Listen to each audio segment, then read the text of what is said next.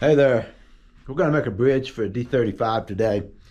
I'm not going to walk you through every single step and every detail, but we're just going to kind of cut through some of the more important points. And again, this is one of those things where it's kind of you get to watch me work in the workshop, and maybe you'll pick up something as we go along. So first thing we're going to do is take a look at this bridge that we're going to do. This is a 70s D-35. It's already been scooted. Well, it's ready to be scooted to the correct location. And I already put one bridge on it, but what I found out is that this guitar has a really excellent neck reset on it. And the bridge I first put on it was too short. It actually was a bridge that I had in hand, a granadillo bridge, and it had 2 1/4 inch spacing. And I thought, and the straight edge running down the fingerboard here said, yeah, that bridge ought to be all right. The straight edge is almost a worthless test. It's only good for checking your measurement as you're setting a neck. For setting a bridge or setting anything, neck angle, it's worthless. It's absolutely worthless. And when I got done, strung it up, I said, man, this thing's gonna, in fact, I had a test saddle on it that was 180 thousandths of an inch out of the bridge. It's just too tall. That's too much leverage on the thing. It needs a taller bridge. So I got the stock bridge off, the bridge that I took off of it. First thing, I already did this, you know, but I don't know, I was asleep or something. And 370 on the base side, and in the middle of the bridge, this sucker is 0.4. That's pretty tall for a bridge, but it's either use this size of bridge or unset the neck, and I don't see any sense to unset the neck on this guitar. So it's just a lot of unnecessary work. You're gonna do a reverse neck reset, which I can do, but there's not really any need to do. We're gonna go ahead and we're gonna use a taller bridge on this. That would reduce the height of the saddle a little bit, and we'll be good. It's not an excessively tall bridge. It's just the taller version of the bridge, and it's going to be a little less saddle sticking out of it, and that's what we need. So here's a piece of granadillo that I'm going to use. I went through a couple of pieces of wood, and there's Madagascar rosewood too. And I thought really hard about using the Madagascar because it's a little bit darker, but I can make this darker. And I like the tone of the granadillo better. It's I don't like it better. I like it better for this D-35.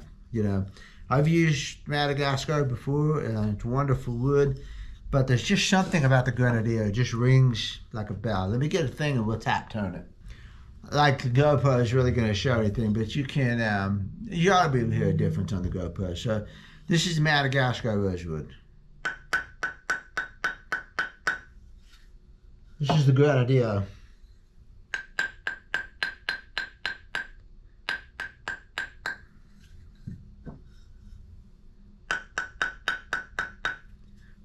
Pretty close. I like this one. In the hand too, this one's a little heavier than this one. In fact, this small blank weighs about as much as this big blank. And so that heavier bridge is going to more closely mimic the ebony weight. It's going to give the guitar a little bit more sustain. I don't know, I'm going with my muse, Sometimes you can't explain everything. You just think, I like that piece of granadillo. Here's the ebony. Definitely darker. I mean, darker. So I feel like granadillo really splits the difference between a really bright rosewood. It's just got a clear bell-like tone. I like it. So first thing I did was get my 50s bridge over there, and this one's the same size. This is a bridge that I am going to promise myself not to ever use again because it has a crack in it. See that crack? And I did use it one time, and I started seeing it crack, so I took it off. Made him another. But this is a 50 size here. So I will use that on there and put it down on here, set it on top of the blank, get everything nice and straight, and then I scribe my line. and then I pencil it in too. So it's both scribed with an awl, and it's got a pencil because the pencil is a little bit easier for me to see. So now I'm going to go over here to the jigsaw, and again, I'm not going to show you every single step. I'm just going to show you what I'm going to do in the afterwards. Here's my bandsaw, not a jigsaw. This is just a small Win. We're going to talk a little bit about tools, I guess. This is a small Win, 9-inch. And man, it's good, you know. It's perfectly good for stuff like this in a small shop like this where you're not resawing large pieces of wood. And it will resaw this, and I will resaw it, cut it down thinner. But here's what we got here. It's not a big deal. I mean, it's less than $200. So here's my buffer, straight out of Harbor Freight. Here's the band drill press. It was gifted to me, and that's a Shop Fox, and I like it pretty good. It's working really good. This one's an oscillator, which I haven't used yet. I could use it for sanding these things, and I might sometime. And then this is my belt sander, and it is also a Win. I like Win stuff. Win stuff has been pretty good for me. I have the same belt sander in the other shop. So this one is a trusted sander. I use a disc. I'm burping lunch. I use the disc to cut the angles and nuts, and what I need to do is I need to epoxy this on here right now so that it closes this gap right here, and it lets you get the nut down in there closer so it doesn't fall into that gap. And I just epoxy this to the table, and it closes that gap, and I need to do that right now before I forget about it. All right, these are the tools we're going to be using. This is my shop vacuum, which is no big deal. I use it for the building here. It's a channel lock. It's got a fine air dust filter in it. So first thing I'm going to do is come over here to the bandsaw, and I'm going to rough out this shape right here, and then I'll go to the table saw and get it right. I want the shape exactly right before I do anything else. And I would check it on the guitar, and I would check it with the various models that I have. I'm working on making a model out of acrylic, but it's not as easy to work with as wood, so I just keep using my wood one. So I'm going to get this shaped out exactly the way I want it, and then I might run it through here and take a little bit off of the thickness, but I might not, because this needs to be a thicker one, and this right now is about 420, and I need it to be about 400 thousandths of an inch right in the middle, so I might skip that step and just start shaping it. So I'm going to shut this off now, and we are going to go to work on getting this thing. Oh, here's my bridge blank. It's cut out to the shape I like. Everything looks real good. It's got a good curve right here, and it feels even. You can feel it. I can feel it moving evenly. There's no dips or wibbles or anything. Feels good. I use the calipers and I measure these things. Make sure they're at least close, you know. This is 62, 962, and over here is 964. So within 2 thousandths of an inch. And you know what? The thicker side could be on the base side, which is fine. You know, you could vary a little bit with the thicker sides on the base and the thinners over there. The main thing that I'm going to do is put it down here and check the footprint of it. And that's what we're going to do here. We're going to look at the footprint, make sure I like it. And remember, this bridge is getting scooted, so there's a scar in the front, but I want it to go pretty close to the back. And it is a thinner bridge than the 70s, so it's going to come to about right there. It's going to be just a little bit on the back of this showing, but that's okay. You know, the glue is going to hide some of that. So I like this pretty well. And one last thing I should do, I need to get the stick out and check on a couple of things here. So it's right in between 11 1/4. So I'm going to go forward a little bit. You want to see what it looks like when the bridge is where it's supposed to be. So I'm putting it at the front of the body there, and it should be just over 11 1/8 of an inch back. And it is. And then right on the middle of the 12th fret, and there's my magic mark. And it's going to go about right there, which looks pretty good. And then it's going to go there, which looks good. So this bridge looks pretty good on the guitar. I'm happy with that. Now what we're going to do, decide if we like a top or bottom better. I think it makes a lot of difference. I like this side for the top for some reason. Okay, shut the case so I can work up here. So I want this to be the top. Now what I'm going to do is, I've got these gauges all set. This is for the pinholes, which I don't need yet. And this one's for the wings. And this is what I do want. So for the wings here, I'm going to set it up against this. Like this. And take my pencil and I'm going to scribe it. And at this point, this is just giving me a rough estimate, because I've got a lot of shaping to do on the top of this. And I'm going to come back and I'm going to remeasure that.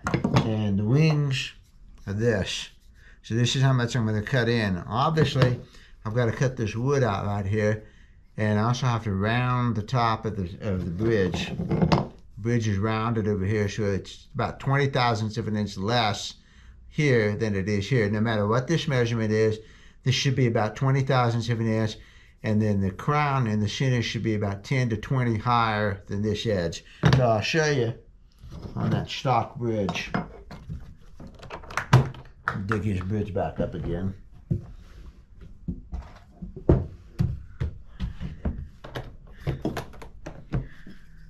Here's your stock 70s bridge.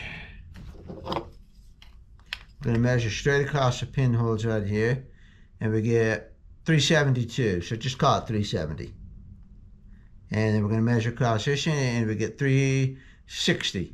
So this one could be a little bit more rounded down over this way. But you got 370, 360, and then right here in the middle, you've got 403.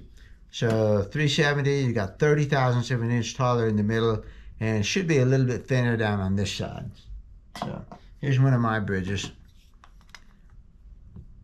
And I've got 355 and then 325. So that's 30 thousandths of an inch difference between the two E's. And the center is 345. 355, 345. I could have had a little bit more curve up in the middle right here. It does look like a little bit flat bridge. And this one is in the reject pile. So that may be a good reason for, that may be a reason that it's in there. We'll grab another one.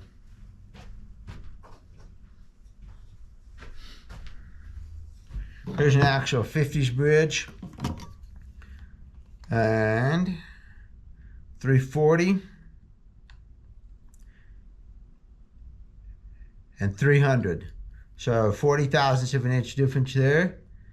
And in the middle we have 345. So it's only about 10 thousandths of an inch taller in the middle. So see, that more mimics my bridge. My bridge was pretty similar in the middle, but should have a little bit of a crown. That one was just a little too flat. And again, that's, you know, it's in the reject pile. So this one's 340 and 350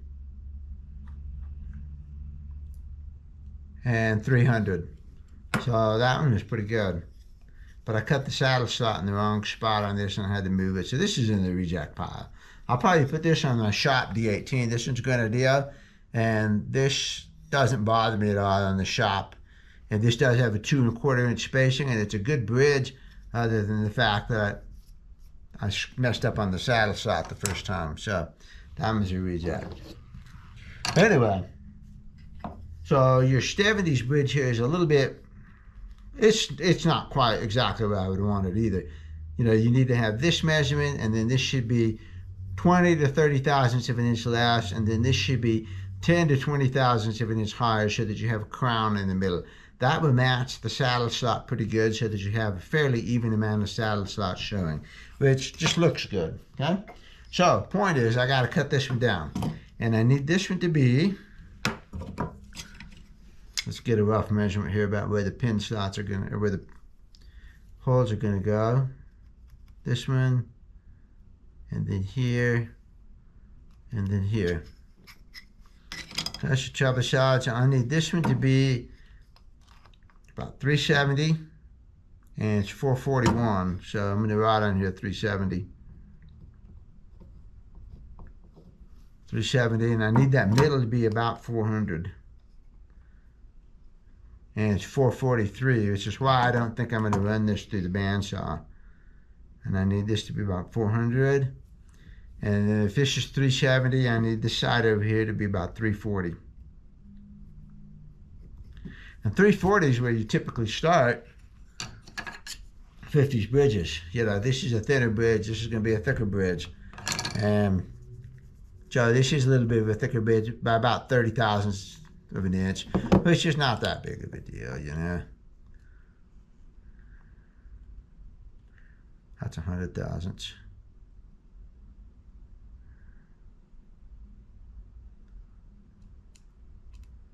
I mean, there's 35 thousandths of an inch.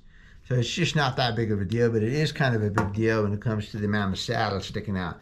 So instead of having 170 or 180 thousandths of an inch of saddle sticking out, which will cause a lot of leverage, I will have about 140 thousandths of an inch, which is perfect. And it'd be less leverage. Even though the height off the top will be the same, it's less leverage on the saddle. So less leverage, yeah, keeps the saddle from breaking. So, all right, my next step is to go over to the belt sander and just roughly take off some of this stuff and get it to where I have my wings the thickness I want. Over on the base side, this is the base side, I want about 150 thousandths of an inch thick. And over on the treble, I want about 120 thousandths of an inch thick. So that, how to explain that? That makes these wings look right. So if they're the same, you would have a shallower angle here. If this were both 150, you would have a shallower curve, steeper curve on this one because it's thicker, shallower curve on this one because it's thinner, and that's kind of what you see on this bridge. And I like them to look even. So let's see what these measure out to be. So this is 125, and this one's 120. So these are both about 120, 125. I like for this one to be just a little bit thicker on the base side, give it a little bit more strength, a little bit more stiffness. So from 125 to about 150, 140 over here, and then 120, 125 or so on the treble side. Okay, so that's what I'm going to shoot for. I'm going over to the belt sander now, and I'm just going to rough these in, and we'll be back to the right shape and size. I've got these wings roughed out right now. I did this on the, I cannot remember the name of the tools, the saw. I did this on the saw, just to rough it out like that, and then I went to the sander, and I did this and just shaped it a little bit. I'm not going to worry too much about the distance in yet because I've got to shape the top. But now that I've got this done, I can put this on the sander and I can rotate it like this. You see, I've got room to move, which I didn't have before. It was flat. This is a lot easier to sand than the whole thing. So now I'm going to set these heights right here, and then I'm going to push the wings in again. So we'll be back. Oh, there's a shape.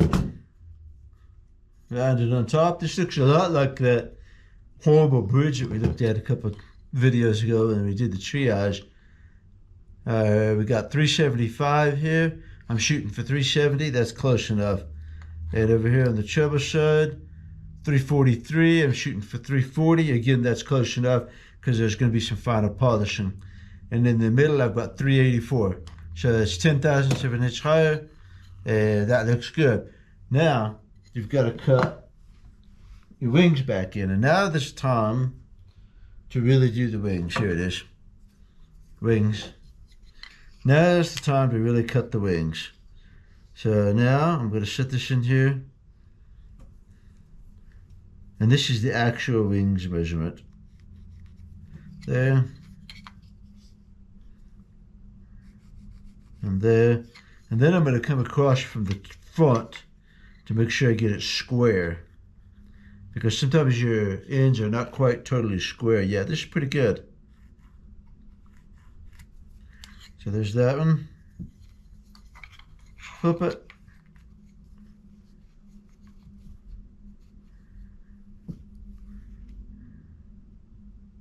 Right there. Okay. And the measurement, just in case you're wondering, I have no idea because this is backwards. This is really backwards.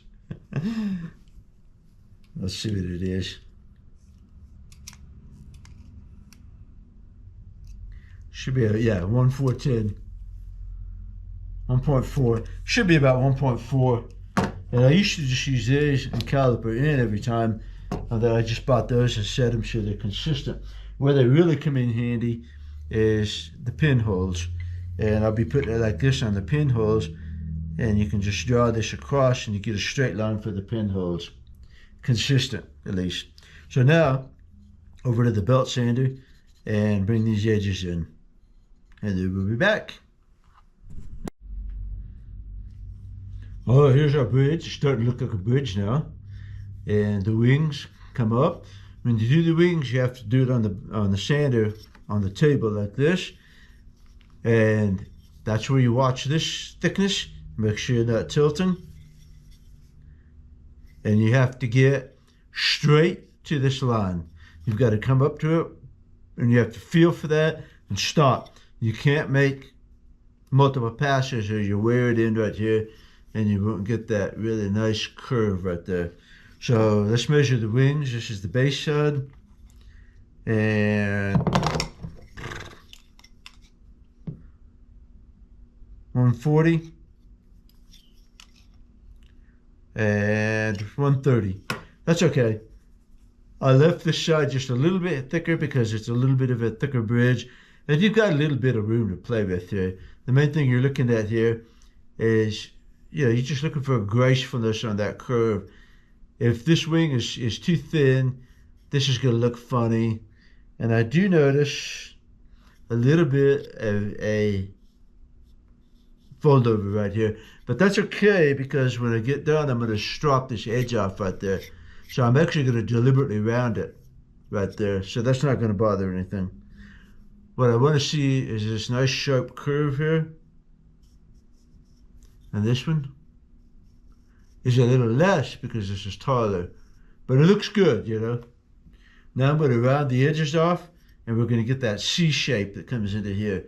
And that's how we get that, by rounding this edge and bringing those curves out. And you can see the back of the bridge. You can see how it's curved around it. Okay, we'll be back. All right, at this point I'm done with the sander. And this is what we have so far. And these are the little C shapes I'm talking about. I've got it here. I don't have it on the front because I haven't sanded the front yet. If you look at this bridge this way, you can see where I sanded it here, and it goes just a little bit further up on here than down here. But that's okay, because I'm going to take my razor blade here and I'm going to scrape it just to show you what it's going to look like here. I'm not actually going to do it on the case here. I'm going to mount it on the bench, but I'm going to take my razor blade and I'm going to shave it like this and use this as a shaver. And that's how I get all the curves and all the sanding things and all that stuff blended in together. I'm going to use this shaver. This is hardwood. I'm going to bring that down like that. That's going to get rid of the sanding marks. And then on the back here, you can see, I don't know what you call that, the flat back here. And it should be smoothed over perfectly. Where's the 50s bridge? See, the 50s bridge, it's got a little bit, but it's rounded over pretty good. So it's not really got a flat spot right here. Let's look at, here's the 70s bridge. Here's the 70s. See, this is rounded over real nice. Round over all the way. Okay, so that's what we need to do. We need to get this shape. And these are the C shapes I'm talking about. They come right here and right here, and you get those by doing the sanding motion here. So you need to try to get this look, and this look, and those need to merge in together pretty well consistent, you know, and it's handmade, it's going to vary a little bit, but they need to merge in right here together and then a round surface here. So I'm getting there. You see, here's the flat surface on both, and I need to merge that in, and I can do that by hand a lot better than I can on the sander. And the way I do that again is just like this with a scraper, and blend those edges in, which I'm going to go over to my bench and finish this. I'm just giving you an idea here.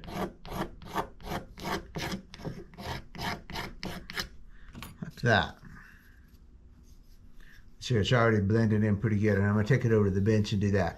To get the front edge, I'm going to clamp this down on the bench, and I'm going to use a strip of sandpaper, and I'm going to round the edge like this, and then I'm going to bring that round edge in the front.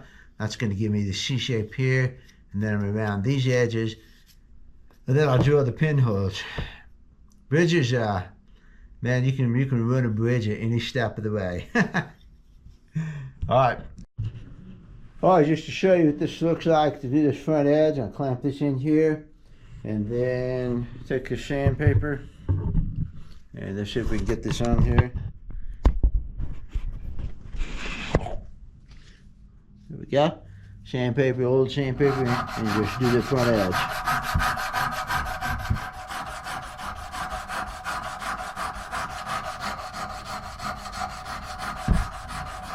That's about it. Bring it out like that, and then I fold it over a couple times to get a nice stiff piece of sandpaper here. Like that, and then rub it this way to go with the grain better. This is hardwood.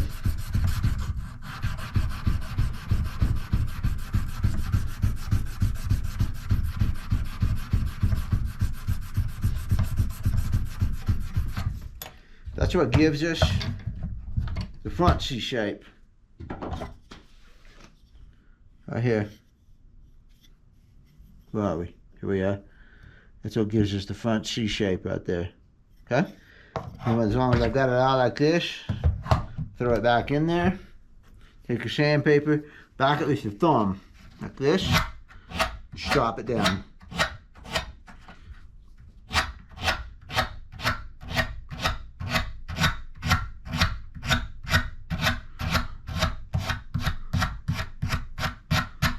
And that's what rounds the edge right there.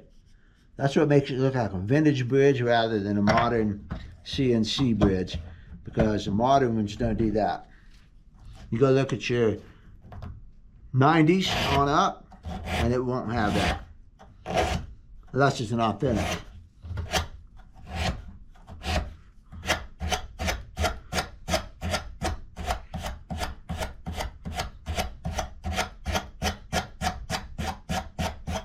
Bring that curve in. And there's our bridge. Now I'm going to mark and drill the pinholes, and then after I get done with that, then I will actually polish it all up. And I'm actually going to stain this in a little bit to make it darker. So I'm going to take a break and go to the gym, burn off some stress. So, but there's our bridge. It looks like a bridge, doesn't it? It's pretty weird. It's got a cool color. It's got a cool figure into it, almost like bird's eye up in here. Granadillo. So we'll be back. All right, here's our next step. Here's our bridge, fully shaped and everything. Now I'm going to get this one that says the pinholes. This is a set distance based on that 50s bridge. At least I get a consistent deal. And just mark it, slide it over, keep marking it. Just mark it all the way across, flip it over so that you got the square edge over here. Okay, there's your line for the pinholes. Now, this one takes a 2 1/4 inch spacing, and this one is set for a 2 1/4 inch spacing roughly. What this is going to do is tell me where the first pinhole should be roughly. It's going to vary a little bit according to how big the bridge exactly is. So if this bridge is, 10,000ths of an inch bigger than some other bridge, it's not going to quite line up, but it will really help me tell me where that last pinhole goes, like this. Okay? It's a guide. Now here's this jig that a customer made for me. And I have a metal one too that I like a lot, but I'm learning to use this one, and it has some really good things on it that my metal one doesn't have. For one thing, it has a center line here, and it has lines going through the pinholes, which is really nice for lining it up right here. So we're going to take a 2 1/4, and I think you can see, it's hard for me to, exactly see it. Where's 2 1/4? Right in the middle. So I'm going to line that hole up with that mark. And again, I'm trying to look at this and look at the camera at the same time. But like this. And you can see those marks that I made here at the end, and they help me center this jig. Okay, so this is the tricky part. And I'm still learning how to use this plastic. I almost wonder if I should put some tape or something on here to help keep it from sliding around like this when I'm doing it. But you can do it pretty good by hand. And so you're going to get this centered here. You could also mark a center line in here, but it's hard to get your measurements right. So if you trust that center line, you better get it on there right, you know what I mean? And unfortunately, bridges are 6 inches long, which is exactly what this ruler is, and so it's a little bit tricky to actually do it. You know, in theory, you ought to be able to do it, but if you're just a smidgen off while you're marking this, then you're going to be off. So what I'm going to do is I'm going to back it up here and get my center line. And let's see, when you do this, it's hard to see it. Which one is it? So it's this one right here.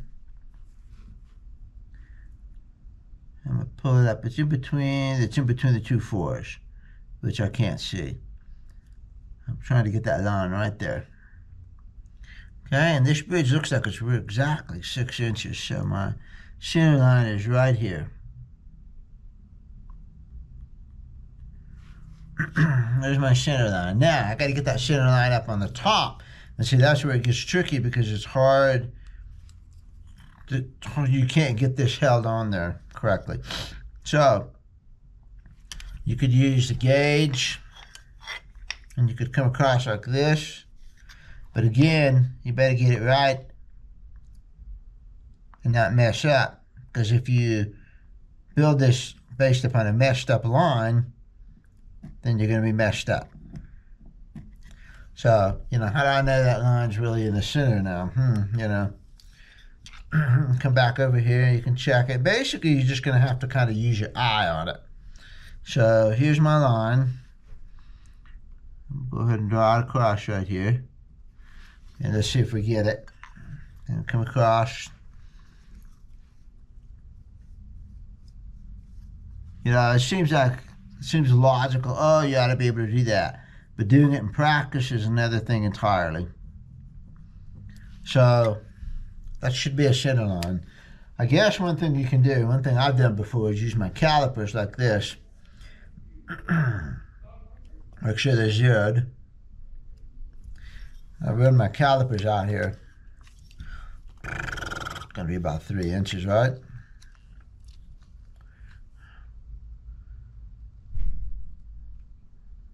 Check that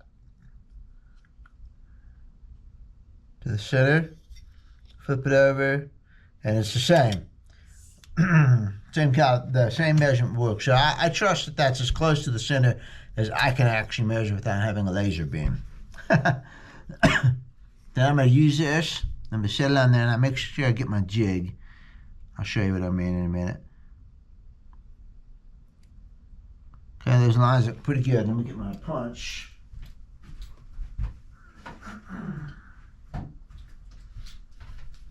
This is a center punch that fits into these holes precisely, as precisely as can be done. And we're looking at 2 1/4 inch, and so I'm going to get everybody lined up right here. And what I'm going to do is I'm going to hold it. And get my hammer, very light tap. Okay, I'm going to look at my hole, see how I did. And I can correct this hole a little bit. So, I'm going to put this back in here.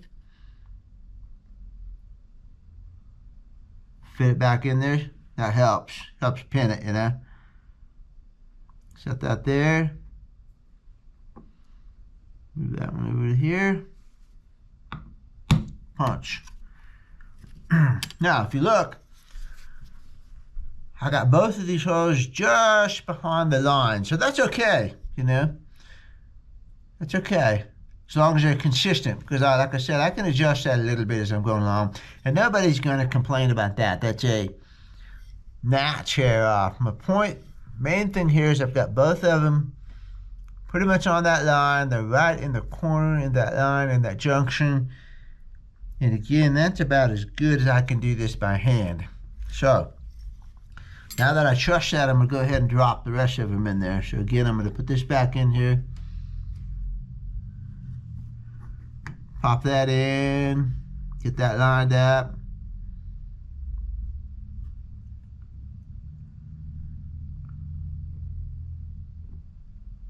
And the main thing here is to get the spacing.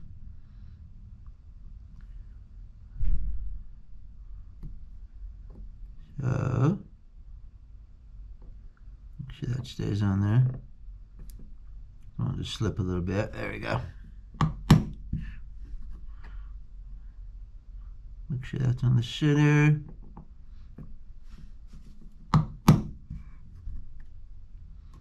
Looks good still. That's still on the line. There we go. Okay. Yeah, I got some slippage here. That's strictly because this is sliding around on here. So I think, you know, again, like I said, this is not about the 35th time I've used it. I'm thinking I'm going to need some tape on that. Some way to clamp that or keep it from shifting around. Because it wants to slide really bad because this is curved on the top. So I'm going to have to think about that some. But point of this is I have a pretty good line here that I can look at my small pilot holes and see what's going on and see if I like that. When I get done, I also take my calipers because you can see on one of them I adjusted the hole right here. So I need to figure out which one of those holes is correct. So the first thing I'm going to do is I'm going to measure in between these two holes right there. And we're going to go with 465 on this. That looks pretty good. You could calculate it. And it should be the second hole.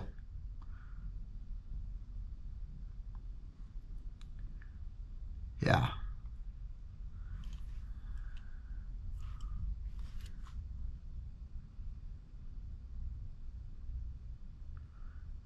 I'll go 445 a little bit better. Technically, there's my calculator. Got to use a phone. 2.25, and you have 1, 2, 3, 4, 5 spaces, right? So technically, 2.25 divided by 5, it should be 0.045 in between, and I'm getting 0.047, which is pretty close. So you can go ahead and set if you got the width of the hole a little bit, you know. Let's just leave it here at 447. I think that's close enough. So now I see that it's actually the second hole here that's off. This hole is the one that's off. So let's measure back over from here. And you can actually do it this way too, you know. That one's good. That one's good. And over on this one, it's this hole. I'm going to punch that one a little bit deeper. And this one's good. And then that space there is just a little bit too far. So what we're going to do is we're going to move this one over a little bit.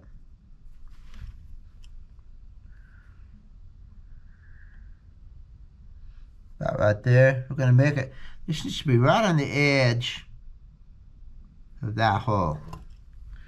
So now I've got some correction marks on this. This to me is the most critical part of the whole thing.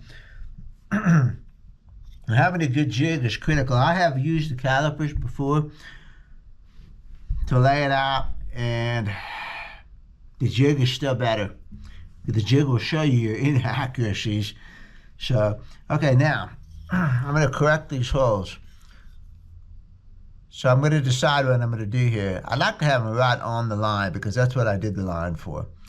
And none of these, this one's perfect, this one's good, this one's right on the line.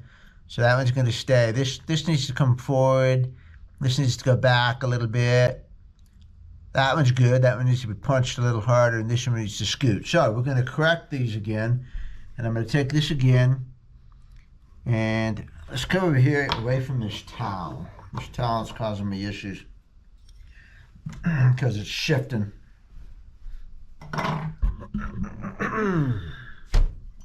Just got back from the gym, and I'm kind of hoarse.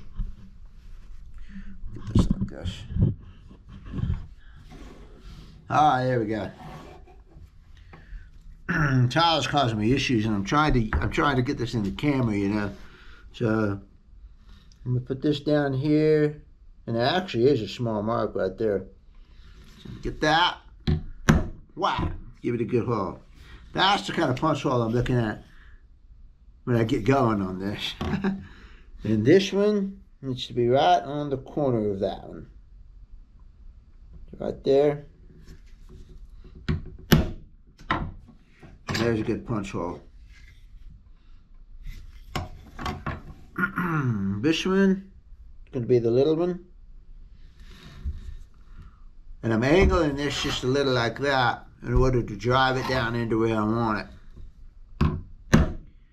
I will have an opportunity to correct these holes a little bit as I'm drilling them. So I'm looking forward to that. I mean, I'm going to take advantage of that. This one needs to go back a little. And this one's good. And this one needs to come forward a little bit on that line, which shouldn't be the problem. I'm actually just going to angle this one just a little bit right there. Right there.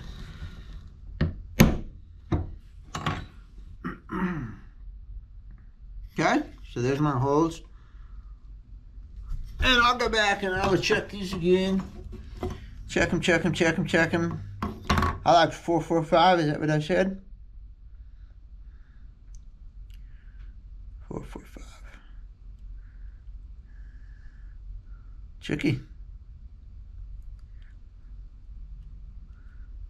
There we go, 4455, that's close enough. That's as close as I can see. Okay, we're lining up, but yeah, I got that one a lot better now. I like that one. That one's nice. That one's nice. That one's nice. Oh, I like all of those real well. This one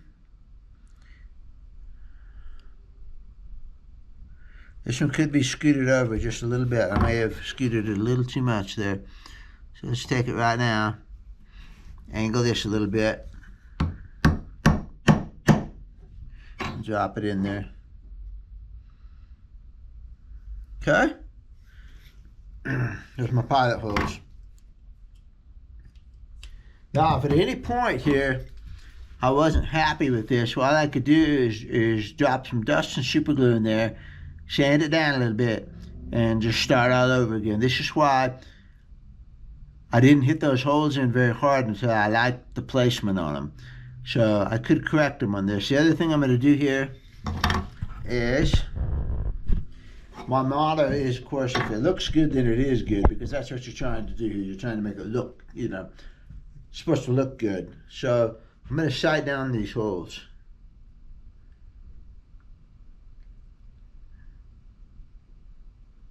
And I see that this one here scooted just a smidgen forward. So let's correct that one.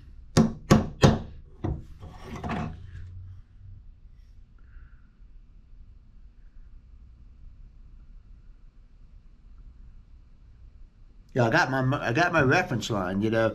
I trust my reference line. And it looks straight, of course. Yeah, I think we're good enough to drill. Now, when I first drill, I'm going to use a small drill bit. Maybe even that, 3/32 of an inch. You know, something really small.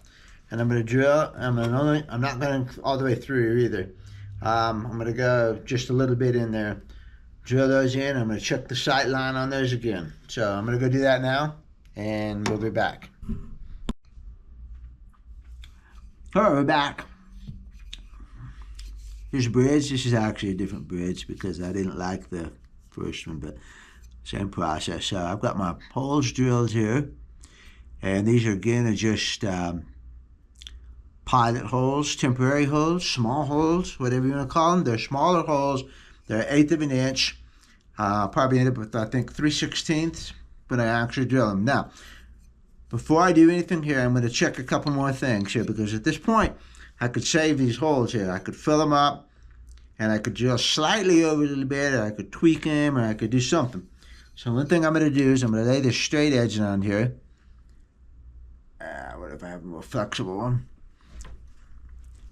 And I'm going to line this up so that the straight edge is on the 2 outside E holes. And then I'm going to visually check the rest of them here. So, in other words, let me show you one. This is too hard for me to hold and look at the camera. But if you look here, what I'm going to try to do is the straight edge is going to just eclipse this hole right here. And I'm going to do the same thing on both sides. Hard to do and film at the same time. But I'm going to just tangent. It's tangent. I'm going to tangent both of the E's, and all of the rest of the holes ought to just tangent that. And they do. The B is maybe a slightly bit back, but not much. Nothing major. I mean, splitting hairs. Second thing I'm going to do before I drill my final holes here, take my calipers, and I'm going to measure. Let me bring the camera down just a little bit more. There we go. I'm going to bring the calipers in here. I'm going to kind of measure in between these holes. Same thing. I'm going to tangent the holes like this. And then I'm just going to take a quick check across here. And these don't have to be totally exact, but if they're off, I will see it. You know what I mean? And I have seen it. Those are pretty good. I mean, that's as good as I can do by hand, for sure. So, here's our bridge. I'm ready to drill the holes. And I'm going to go ahead and drill the bigger holes, which will be a 3/16. 3/16 inch bit, and this is what it's going to take for the string to go through. So here's one right here. This is the previous bridge we were working on, and I didn't like it because it's too thin. I blew it just a little bit here. It's a little bit too thin. This guitar really needs the thicker space in order to fill the scar. So this one is just a little bit wider, that much more, and that much more made me go back and do another bridge. And so I'll use this for something else. You know, it'll work out. But anyway, it's just 3/16 of an inch, and that's what this is. And then these two holes on the end have already been reamed so that there's a pin fit through there, and I'll show you why in just a second, because I needed to check the size of this before I did anything else. I'll explain that in a second. So we'll be back. Oh, here's our bridge. Got 2 holes going through it just on the E's for right now. Now what I need to do is I want to make sure that this bridge height is pretty close to what I need. This is backwards from the way I normally do it. Normally when I'm working on the 70s, I do the bridge system first. Then I reset the neck to the bridge system that I have in place. Trouble is on this guitar is it probably doesn't need a neck reset. The angle is really good. So what I'm doing here is I'm trying to get the bridge height to match this neck angle, and it's a little trickier process because I can't string it up, you see. Normally I'd have this bridge glued on here, and I'd have my saddle in place, and I could string the guitar up and I could check everything. Well, I can't string this up, so what we're going to do is we're going to fake it. And I'm going to put these 2 E's in place right now. And if you've ever watched any of my other videos, you know that I have a technique. Strings are tangled up. I have a technique of closely estimating the final action based upon the resting action. So again, I use the resting action to very closely approximate the action of the tension. And that figure should be 60 to 68 thousandths of an inch. So I'll show you here. So what I'm going to do is I'm going to go ahead and pin this through. There's already holes because I've had another bridge on there. So I'm going to pin this down. And I don't have a saddle slot cut in here because I do the saddle slot last so that I have my last chance to get the intonation correct. But what we're going to do, set this in, and then we're going to use a clamp. We're going to hold it in place. So we're going to take this clamp. This is why I said we're going to cheat. And this clamp is going to stand in for the glue.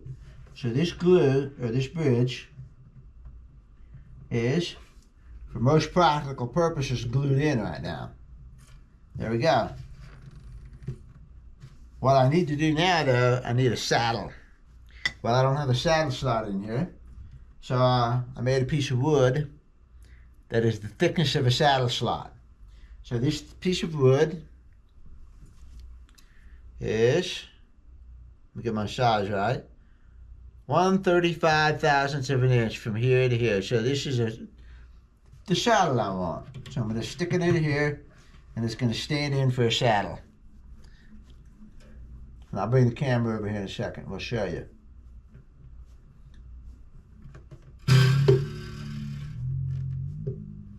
Okay. Put a little tension on this side.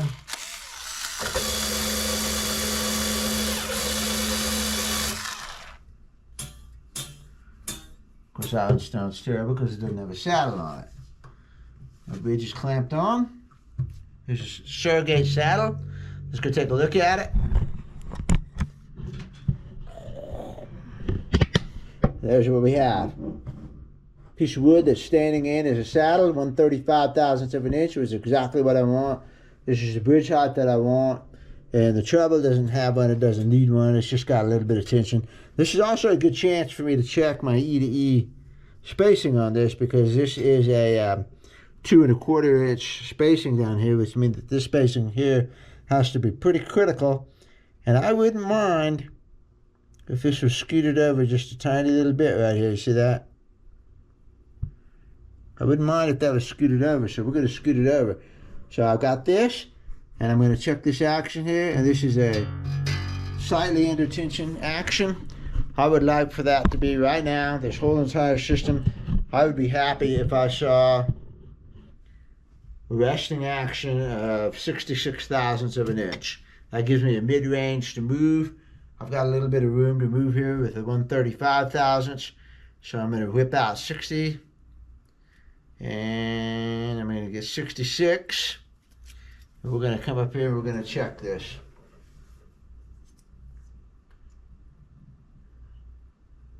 Just, yeah, it might be exactly 66. Yeah, it is. It could possibly maybe be 68 because there's just a little bit of a tap room. That's pretty good, you know. Let me see. If that was a little high, then our saddle is going to be just a little bit low. This is 1/35. I should still have a saddle of about 1/30 thousandths of an inch tall, which is wonderful. I mean, that's very acceptable. Point is, I have confidence now that this bridge height is going to work. I had a chance to test it out a little bit. I checked it with that saddle, and now I'm confident in gluing it in, you see, which I blew it on the other one, the very first one. I blew it because I didn't go through all this process, and I glued it on because I had it already done. I thought this is going to be good, and I made a fatal mistake of not checking the action before I did everything, because I thought it was going to need an equi-shot, and it turns out when I put this other one on, it didn't. You know, the bridge is 30 thousandths of an inch lower, which means the saddle had to be 30 thousandths of an inch taller, and it was going to end up with about 170, maybe even 180 thousandths of an inch tall saddle, which is too tall. So I said I need to make a bridge that's 30 thousandths of an inch thicker, so it'll reduce the height of that saddle a little bit. And that's exactly what we ended up with here. And I feel a lot more confident in this whole system. But because I screwed up the first time, I'm taking extra pains to get it right this time. This is what I should have done the first time. But I thought from my previous stuff, I said I was going to need an neck reset. Almost every 70s that comes in here needs a neck reset. It's just a matter of fact. And I thought this one did. And it doesn't. In fact, this neck is probably overset just a little bit. So, anyway, that's a little bit on how to make a bridge. And in this case, it's a little tricky because, again, I'm trying to make a bridge to fit the neck angle, which is backwards from the way I normally do it. Normally, I go with the bridge that I want, and this bridge is tall. It's on the taller side. If I had my choice from scratch, I would make it this tall. This bridge is 370.370 tall on the low E. I would rather have it about 340. And I would probably, if normally I would do this bridge, and then I would set the neck angle to it. But in this case, we're doing it completely backwards, so it demands a little bit of a different approach. And these are some tricks that you can use to check this. And I want to show you, let's do this one last time. Let's run the straight edge down it to show you that this lies. Okay, first of all, make sure your straight edge is straight. So this one runs down here like this, and just absolutely kisses the bridge here. And I'll show you. Let's move the camera. Let me get the camera down there really close, as close as I can get it. So this is running down the neck, and it absolutely touches. So that is an indication, but that is my least reliable test. My favorite, my most reliable, the one that I really trust, is the one that I just did where I put the strings in it and check the action. And like I said, this is a great opportunity to get the E to E lined up. And it's not quite where I want it yet. It should be just this way a little bit. So the trick there is take my hammer and beat on the top, piece of wood, and I'm just going to tap the bridge over a little bit. It's loose enough to do this. And now I've moved the E's over. I like that. Man, that looks really good. That looks perfect. So now I'm going to drill holes in here. I'm going to mark that bridge, and that's where it's going to be. So this is not a bad way to do it. You put one clamp on there. You could use 2 clamps if you wanted to, but I don't think you need it. You just need a little bit of tension on there. I got a fake saddle in there. I'm confident my saddle slot's going to be good. Confident on the height of the bridge. I like the way this one fits a lot better. I'm happy. So that's a lot of the process of making a bridge. I didn't show you a lot of the actual working on the saw, but I did show you how to make it. I showed you my persistence and stubbornness in getting it right when I screwed it up twice already. But it is right. I'm confident in that one. This is a pretty piece of wood, though. I'm saving that one. That'll fit something else where this one has a big scar because this one had a little bit of an oversized bridge. And so it's got a lot of scar going on here that I'm going to try to hide a little bit better. There's just too much of it showing with that one. The wings were just a little bit too thin, 10 thousandths, 20 thousandths of an inch, and I put it on there, and I just didn't like the way it looked. So I just made another bridge, and that one will go to some other guitar, maybe the Shop D18 or some other guitar that doesn't have this much mesh on it, because there's nothing wrong with that bridge. It came out great. This one came out greater for this guitar. So, took me all day to do this. This one went faster because I didn't video so much of it, and I just went and did it.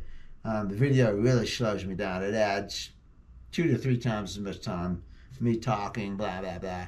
I've been sitting here talking. I could have been working. So we're good to go on this one. I'm going to fit it in there and get everything done. Do all the holes, pilot holes for it, and put it in there. All right, see ya.